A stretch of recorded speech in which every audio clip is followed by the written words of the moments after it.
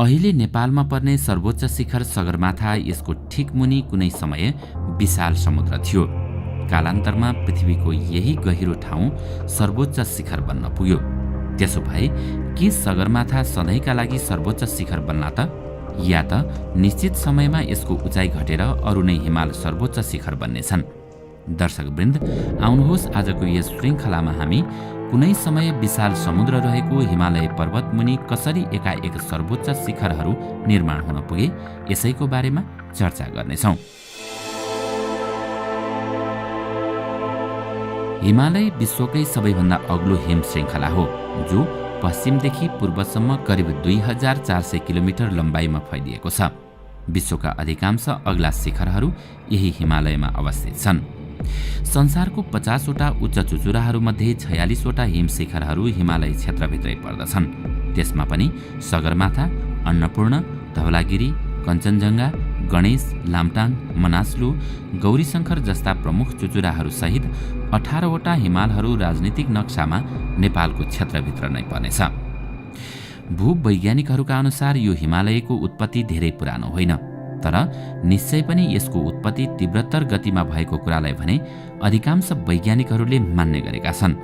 करिब 5 करोड वर्षमा सागर मुनिबाट उठेर सगरमाथा जस्ता चुचुराहरू करिब 9 किलोमिटरको उचाइमा पुगेको वैज्ञानिक खोजले पत्ता लगाएको छ। वास्तवमा हिमालयको उत्पत्ति भारतीय भूखण्ड तथा इन्डियन प्लेट र युरेसिया भनिने दुई विशाल भूभागहरूको टक्करका कारण भएको हो भन्ने कुरा पनि वैज्ञानिक अध्ययनमा भेटिएको छ। यी दुई विशाल भूभागबीच भएको टकरावले यी क्षेत्रहरू अनियन्त्रित भएर पुरानो अवस्थामा आउन असम्भव भएपछि माथितिर उठ्न थाले र यही प्रक्रियाबाट हिमालयको उत्पत्ति हुन पुग्यो। अहिले जुन ठाउँमा हिमाल ठडिएका छन् त्यहाँ करिब 5 करोड वर्ष अघिसम्म विशाल सागर थियो भन्दा तपाईलाई अचम्म लाग्न सक्छ, तर यो पनि विज्ञानले पुष्टि गरेको कुरा हो। वैज्ञानिकहरूले त्यो सागरको नाम टेथिस सागर राखेका छन्। भारतीय भूखण्ड अर्थात् प्लेट उत्तरमा अवस्थित तिब्बती भूखण्डसँग ठोकिएपछि त्यो ठोकिएको भाग बिस्तारै माथि उठ्दै गयो, जसको परिणाम सागर लोप हुँदै गयो भने हिमालहरू ठडिँदै गए। टेथिस सागर अहिले पूर्णतः लुप्त भइसकेको छ, तर हिमालय क्षेत्रमा त्यसका केही प्रमाण अहिले पनि पाउन सकिन्छ। सगरमाथाको चुच्चो त्यही टेथिस सागरको पिँधमा रहेको चुना पत्थर अर्थात् लाइमस्टोनबाट बनेको वैज्ञानिक मान्यता छ। त्यस पत्थरमा पाइएको समुद्रमा पाइने जीवाश्म अर्थात् फोसिल्सहरूले पनि माथि उल्लेखित विषयलाई पुष्टि गरेको छ। नेपालको मुस्ताङ क्षेत्रमा पर्ने काली गण्डकीको किनारमा प्राप्त शालिग्राम अर्थात् एमोनाइट जस्ता पत्थरहरूमा समेत जल जीवहरूको प्रमाण पाउन सकिन्छ। शालिग्राम आफैमा समुद्री किराको अवशेष युक्त पत्थर हो। यही क्षेत्रको पहाडी खण्डमा समुद्रमुनि पाइने अपृष्ठवंशी जीवको अवशेष समेत धेरै पाइएको छ। त्यस्तै काठमाडौँ नजिकैको फुलचोकी डाँडामा पनि ट्राइलोबाइट र क्रिनोइड जस्ता अति प्राचीन समुद्री पुरा जीवको अवशेष पाइएको छ। यी सम्पूर्ण तथ्यहरूले अहिले हिमाल रहेको ठाउँमा पहिले सागर थियो भन्ने तथ्यलाई पुष्टि गर्छ। करिब 30 देखि 25 करोड वर्ष पहिले पृथ्वीको सम्पूर्ण भूभाग अहिलेको 7 वटै महादेश एउटै विशाल महाद्वीपको रूपमा थियो। त्यो विशाल पुञ्जभूमिलाई पान्जिया भन्ने गरिन्छ। त्यसबेला नेपाल लगायत भारतीय भूभाग पनि यसैको दक्षिण पूर्वी भागमा अवस्थित थियो। पछि पृथ्वीमा निरन्तर भइरहने कम्पनका कारण पान्जिया टुक्रा टुक्रा भई फाटिन थाल्यो। भूगर्भविदहरूका अनुसार करिब 27 करोड वर्ष पहिले पान्जिया सर्वप्रथम उत्तरमा लरेसिया र दक्षिणमा गोडवाना ल्यान्ड गरी दुई भागमा विभाजित भयो। उत्तरतर्फको लरेसियामा हालको युरोप र उत्तरी एसियामा पर्ने दक्षिणमा पर्ने गोडवानामा भारतीय उपमहादेश, अफ्रिका, अस्ट्रेलिया, दक्षिण अमेरिका र अन्टार्कटिका जस्ता महादेशहरू पर्थे। यिनै दुई भूमिहरूको बीचमा टेथिस सागर रहेको थियो। लगभग 21 करोड वर्ष अघितिर दक्षिणको गोन्डवाना ल्यान्ड क्रमशः पूर्वी र पश्चिमी गोन्डवाना गरी दुई भागमा टुक्रियो। त्यसपछि करिब 13 करोड वर्ष अघि पश्चिमी गोन्डवाना फेरि भारत, अस्ट्रेलिया र अन्टार्कटिका गरी धेरै टुक्रामा टुक्रिए। भूगर्भविदहरूका अनुसार 10 करोड वर्ष पहिले पश्चिमी गोन्डवानाबाट टुक्रिएको भारतीय खण्ड बेजोड शक्तिका साथ 100 वर्षको अवधिमा 15 मिटरको गतिमा उत्तरतिर सर्दै गयो। यसरी लगभग 6400 किलोमिटरको दूरी पार गरेपछि करिब 5 देखि 4.5 करोड वर्ष अघि भारतीय खण्ड तिब्बतीय खण्डसँग जुझ्न पुगेको हो। तिब्बती भागको भन्दा भारतीय खण्डको भूघनत्व बढी भएकोले तिब्बती भागतिर धकेलिँदै गएपछि यो भाग तल धसिँदै गयो।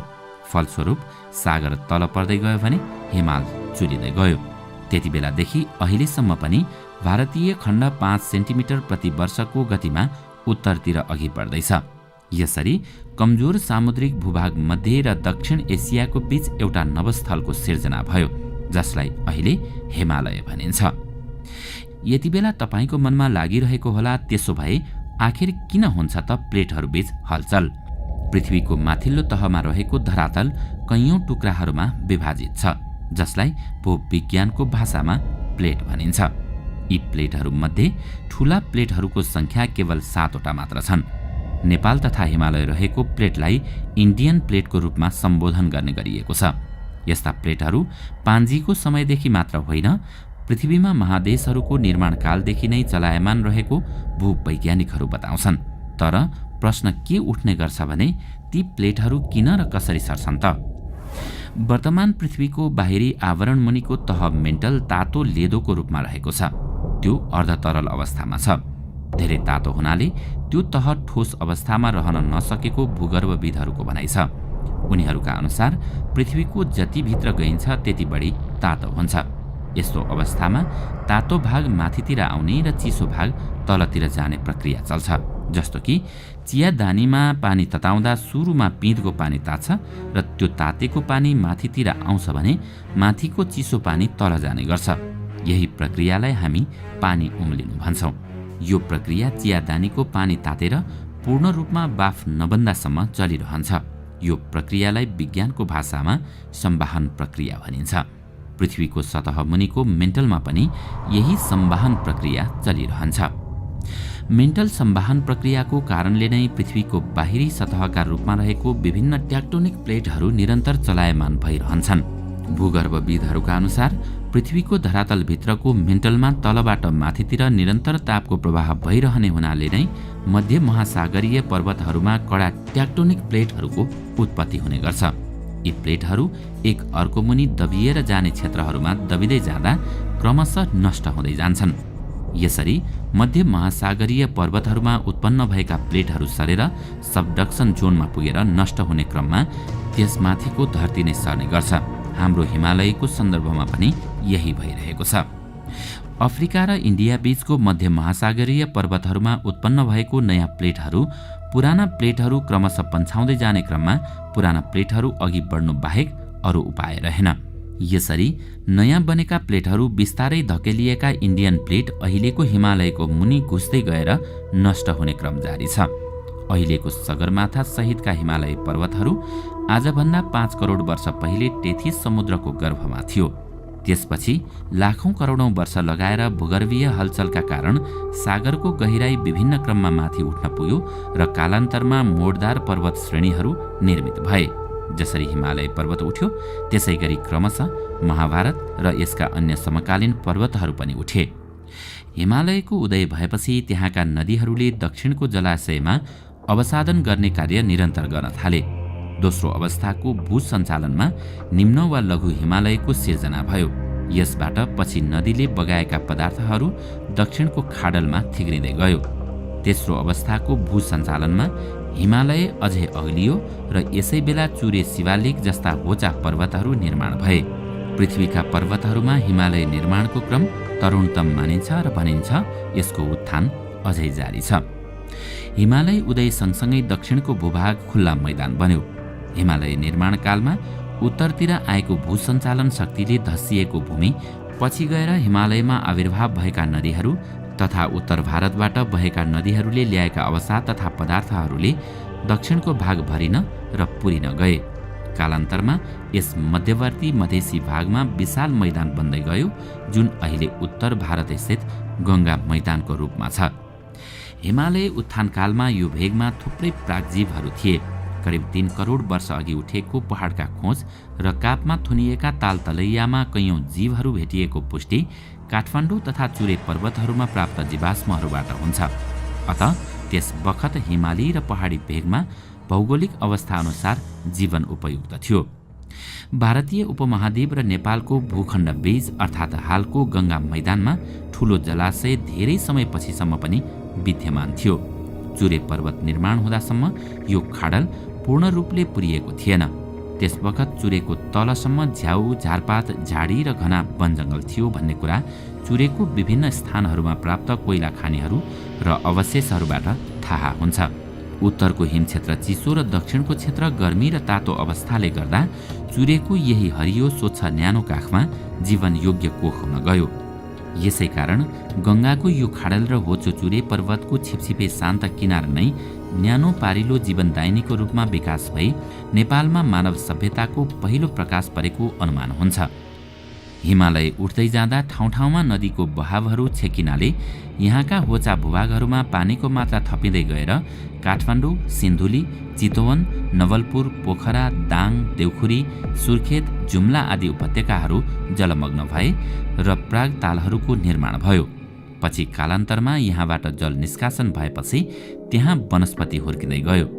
तातो चिसो समयानुकूल चराचर आए गए र घुमन्ते मानिसहरू यस भेगतिर आकर्षित भए। भारतीय उपमहाद्वीपमा अनेकौं राज्य खण्डहरू खडा भए। मध्य एसिया र दक्षिण एसियाको साँधमा रहेको नेपाल यस क्षेत्रमा जन्मैदेखि स्वतन्त्र रहँदै आएको छ।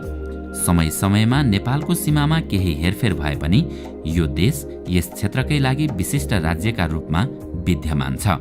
दर्शकवृन्द, आजको श्रृङ्खला तपाईलाई कस्तो लाग्यो हामीलाई कमेन्टमा अवश्य बताउनुहोला। साथै आजको श्रृङ्खला तपाईलाई राम्रो लाग्यो भने लाइक तथा शेयर गरी हाम्रो च्यानललाई सब्स्क्राइब गर्न नभुल्नुहोला र साथमा रहेको बेल आइकन पनि थिच्नुहोस् ताकि हामीले अपलोड गर्ने नयाँ भिडियोको जानकारी सबैभन्दा पहिला तपाईलाई प्राप्त होस्। आजका लागि यति नै। अर्को भिडियोमा अझै रोचक तथ्यहरू लिएर आउने नै छौँ। तबसम्मको लागि बिदा दिनुहोस्। नमस्कार।